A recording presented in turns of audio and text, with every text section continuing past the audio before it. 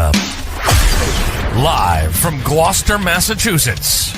Podcasting around the world.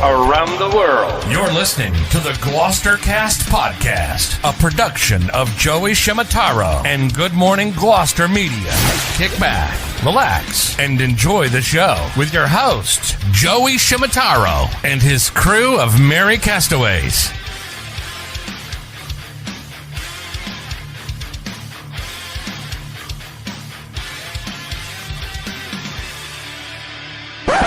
No piping plovers will be intentionally harmed in the production of this podcast.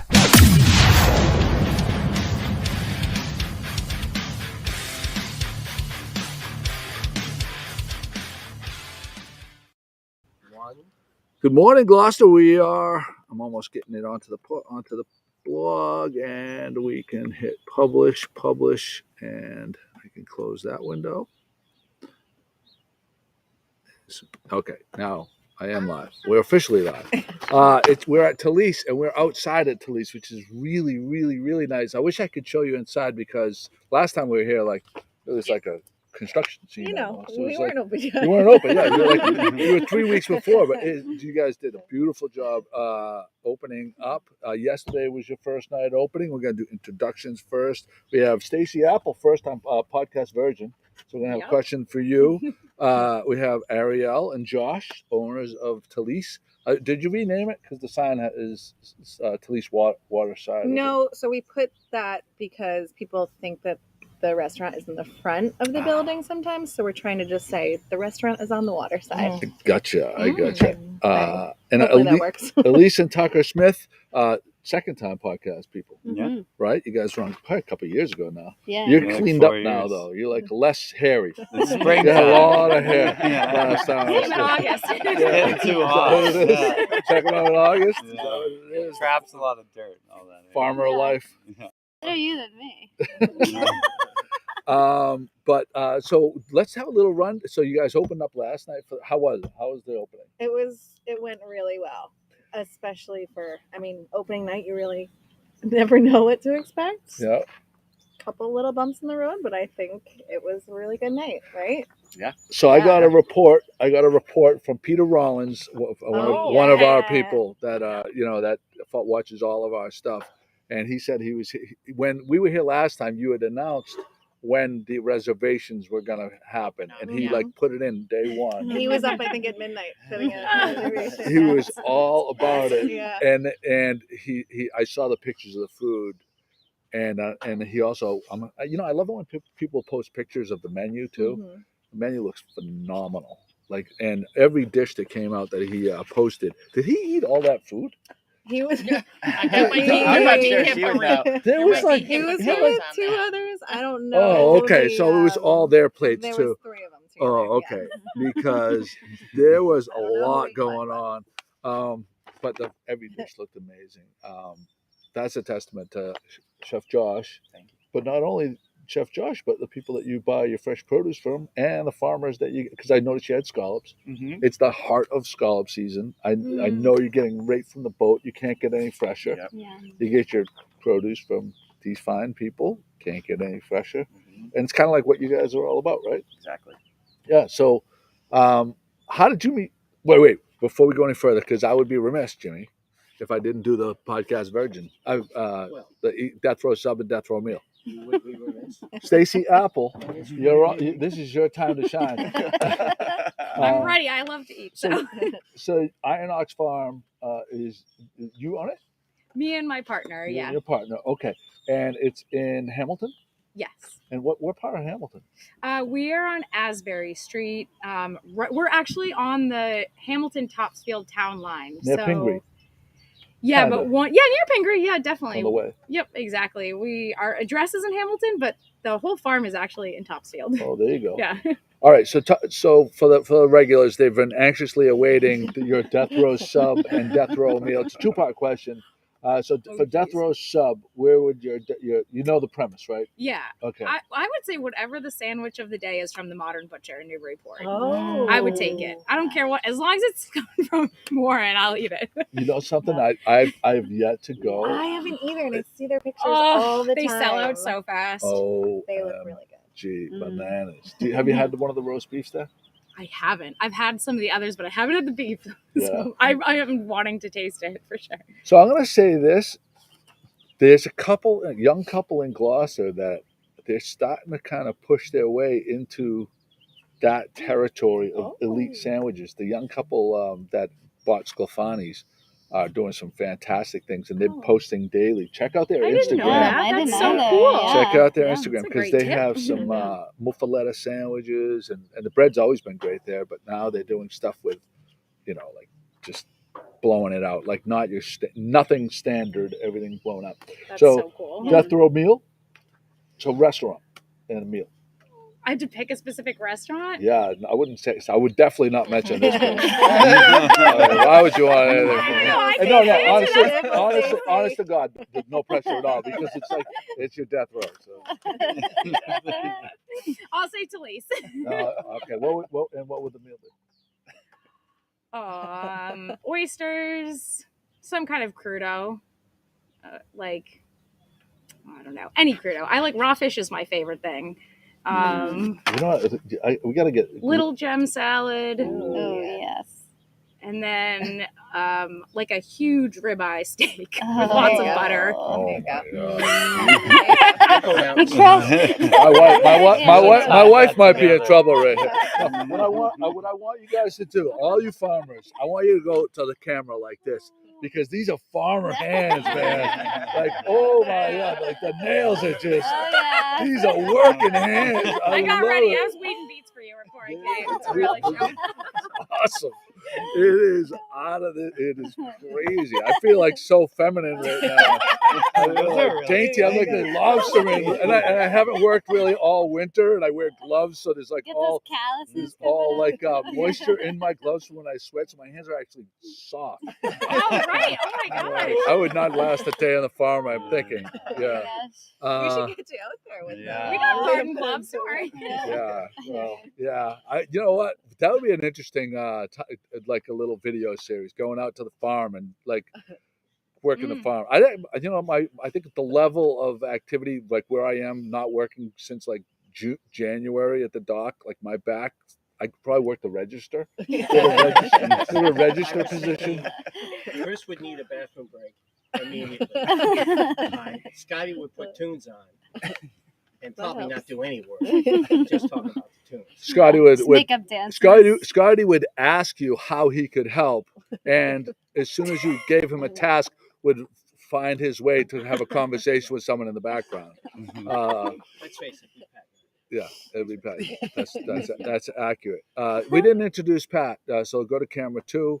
Pat, our executive producer, Pat, who's without her, I don't know where we would be. Well, not on this beautiful deck. I know. I know, this is amazing. It is. I know. We're gonna before the end. I don't want to like move one of the wires and lose one of the feeds, but towards the end, I want to like do a pan, Yeah. because I don't know that there's a more beautiful view than this. And you have quite a few seats on the deck here. How many seats do you? Well, actually, inside you can see too. Yeah. Oh yeah. So it really doesn't matter where you sit. Okay, let's go around. Okay, I'm not asking you because you have an insider perspective. Where would you? What seats would you take if you could pick a seat? You're making a reservation. Every time we come here, we actually pull up in the boat and take it out onto the boat. Oh, wow. Is our favorite move. That's a good move. I think we'd be posted up at the bar in the far corner. Far corner. Or if there was a deck seat open, but it's it's amazing out there. So definitely take a deck seat if it's opened. It's gorgeous. I would say. How about you? I love sitting like right here. Yeah. I don't know how to describe. I don't know what you guys call that seat. That is. I don't want to give away my secret. No, don't then give away someone's my gonna secret. request it, and I'm not gonna be able to get That's into the it. order. Max Good move. Rebecca's table. That's what we Yeah, call it. exactly. That's a It's total like the pro date table. move. It's the romantic table. Anywhere on the deck is. Ariel, that's Yeah. a pro move. Yeah, we want actually Jimmy. So at Beauport, they had burger night. Usually in the winters they have burger night, and it's a great special, craft beer and a burger for a good price. and we would always want the table right in front of the fire pit. Mm. And they told us what the number, table, Oh, whatever, yeah. table 11 or whatever. Oh. And Jimmy fucked up, Oh, and he no. said Oh, on the no. podcast, table 11, we See? could And- Oh, now it's you can gone. never Now know. you can- So they've renumbered it since, because right? that's exactly what you were talking Oh, about. yeah. She's, Oh, she's yeah. that's a smart People still restaurateur. sometimes ask about what the old numbers used to be, and I'm like, sorry, I don't. You don't know what that means. Yeah. That's not our table numbers anymore. Smart, very smart. So let's get to the farming part about it a little bit now. Actually, I want to talk a little bit about the farmers market. Not gonna I should say there's still gonna be the Magnolia Farmers Market, but the Cape Ann Farmers Market is not gonna have. They're saying hiatus. They're saying hiatus, Taking a right? break, yeah. Mm. Did you guys participate that ever? You did? Yeah. Did you We guys did too? long ago, yeah. Yeah. Our farm started through the Cape Ann Farmers Market. And that was our huge revenue source our first couple of years Mhm. that allowed us to keep going. Okay, so that leads me to an interesting question. How about you? And Yeah, you we guys did it too. for 5 seasons. And was it like was the launching pad for you? Yeah, definitely. Our first season that we started the farm, we did it, and it was huge for us. It was like a great way to connect with people and Oh my sell our God. produce. This is, now And it's tough. think It is about sad, this. It's going to be yeah. real tough So for new we've been- farmers getting in. We've been asking this question for the past 3 years on the podcast. What is it in the last 5 or 6 years? There's Iron Ox Farms, Aprilla Farms, Cedar Rock Gardens. There's seems to be a bunch of young farmers, and maybe the Cape Ann Farmers Market and these other farmers markets was the thing that made these farms go. And initially, Well, it's huge for just getting your name out into your own local community. You get so many people coming, and then they talk about you to their neighbors and their friends, and you just walk on down, meet the farmers. Yeah, and for a startup farm, you don't need all that infrastructure to start selling stuff. You just need a pop-up tent and a vehicle to get down there. And your delicious produce. that puts I have like a sadness in my heart. It right is now. sad. It is. Yeah. It's a Really big is shot. sad. I didn't get that. For a lot of startup businesses, having a market like that is huge. I So just close made to that town, connection. yeah. I Yeah. just made that connection it because was- we've been talking about it. Right, Like, right. what's going on? Is there like some kind of was it cool and hip 10 years ago to go to agriculture school? But no, it was probably the farmers market that launched all of your businesses, Mhm. or was a big part of it. I mean, it was tough. They had Holy shit! Stage Park, and then they went over to the circle, Harbor the Loop. circle, the Harbor Loop, Yeah. and Oh wow! I would the really best they love. could there. That I think was- the Yeah, it was a town rough should. season. It was a last bummer year of there. a move. Yeah, that was a bummer move for sure. Why Stage did Park they is so move it beautiful. from Stageport? The city moved it down there, Okay. which I don't know what the reasoning for that was because I don't know the details Yeah. of that, but it definitely was not a good move. Like the market went from being like a huge revenue source for us to like basically we didn't make any money. Like Yeah, At that Stage was- What, you that was make money? no, unfortunate. at Stageport we Oh, did. at Bringing it Harbor to Loop. Harbor Loop was just like it was dead. Oh. Like nobody So came sad. down. Mhm. Yeah, Um, I heard that towards the end there was very few people going down there. Yeah. As far as the farmers It was too. tough. Mhm. It was So a it's tough like year. a chicken and an egg kind of thing. Yeah, yeah. Well, hopefully people hear this and maybe the following year they can get it together and maybe offer the space back to up there, because what you guys do for the community and I mean. The farmers have really played a cog in this renaissance. It's not just young farmers. We talked about this in the last podcast with you guys. It's young chefs that have elevated, like, and we named them. Neil Maver, we named Danielle from Pastaio Villa Corta, the people at Short and Main. There's a bunch of them. And Neil's going to open his new place now. Chef Josh and Ariel. Chef Joe? No, I'm assuming they knew that these are. Yeah, I mean, there's,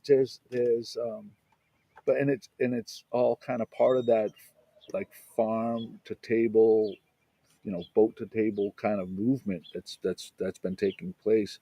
So interesting. So why don't we talk about the farms right here for a little bit and where you are now? Because I know you guys had a CSA, you had a baby. Mhm. and no CSA. Yeah, we're taking a little hiatus on the CSA. Yeah. Mm-hmm. So, but people can still come down. Yeah. Yeah, so we have at our farm stand now, we have some refrigerators that have some spinach and some nettle in them, as well as some rhubarb that we're fresh picking right now. And over the first, from January to June, we're focusing on doing the organic plant nursery on Concord Street. And then from June through January, we'll be focused on produce and farming. And so for You said us, organic plant or organic flower. Seedlings, yeah, Seedlings. seedlings, yeah, for the home gardener Mm-hmm. or the landscaper. So why would it need to be organic? Well, all the What's the benefit of that? Like in a flower, you're not eating a flower. Yeah, so we do sunflowers, and yeah, the mostly organic. We grow organic veggies and herbs for the home gardener. Oh, I see. And that's just so that you have peace of mind. We grow it all from seed right on site. We don't spray it with anything, and so you can plant it in your garden knowing that it's very happy and it's not going to alter my DNA. It's not going to alter. Is that what you're telling me? Only to make it a happier DNA, healthier, happier. Yeah. Oh, shit going out of my ears. Frog ears on your head. Ideally, I'd like no shit to be growing out of my ears. So that's good. We got that going for us, which is nice. And how about you? Do you guys do a CSA? Have you ever done? You do. We do. Yep. Yeah, we do a CSA. We have a pickup at our farm, and then we do a little pickup in Gloucester. We did a pickup at the farmers market. Yeah. So we found a new location for this year in Gloucester for those folks. Yeah. And where is that location? It's going to be at Pigeon Cove Ferments. Those guys. See, there's another young couple. Yeah, Dylan right? and Dylan, Kristen, they're awesome. He's always helped us out if we need extra refrigeration or a space for a pickup. So he's really excited about it. So we'll just do it there because it's a nice kind of central location for all people who live in Gloucester. Yeah. We do eventually want to get everybody to pick up at the farm. So ideally. Something we're going to work towards. Yeah. Well, that's awesome. And so as the season progresses, when would you say is the peak of like you can get like a lot of different kind of things? Oh wow, yeah. I mean, just like end of July, beginning of August, and then through August, September.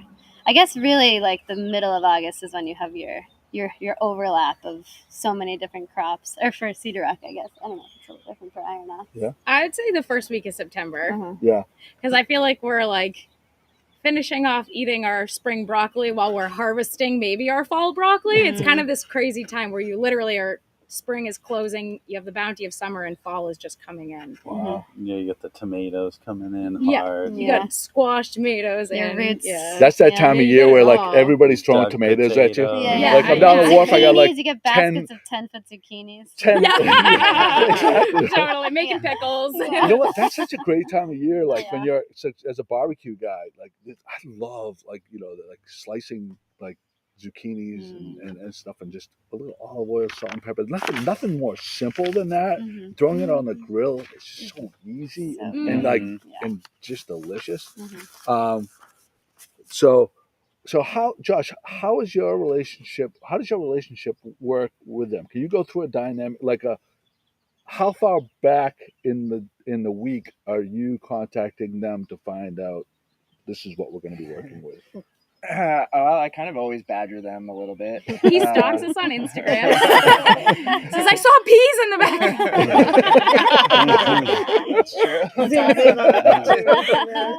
I was trying to get Stacey to go to their old farm and harvest the asparagus that's there. I was like, well, we can just go at midnight and I'll drive. But generally, I think it's they have an idea, because I think too, like with the CSA aspect, and especially with the pandemic, there was an uptick in people, I think, for all you guys that just wanted to know where their food was coming from, and especially during the time everybody was like wiping down their groceries and stuff like that. So at that point, it just became, that's why I kind of like started badgering them more. Cause I'm like, well, I gotta make sure that we get stuff for the restaurant. But so it's more of a, they have to take care of that portion of their business in the CSA. And I kind of feel like I'm always just happy to get whatever we can. And because we change the menu so often, and we can literally reprint during service if we need to, if we run out of something, Wow. go into something Does else. that happen to Oh, us? yeah. That's So I amazing. can take like Happens random fast. amounts, and like especially like all the early shit that comes in, it'll be like if they just have 10 pounds of tomatoes, I just give it to me. I just want them. Even if I'm gonna get 50 the next week, I still want the first 10. So yeah, and then they have their list of what they're going to sell to not just us but the restaurants, and we just go back and forth and I just order as much as I can. The question I have is, people are talking about shortages all over the place. We hear it all the time. What shortages are you finding that you guys are getting? Good question, Jimmy. Yeah, I mean the sort of like back room kind of things. For example, for our seedling business, plastic cups are just nearly impossible to find right now.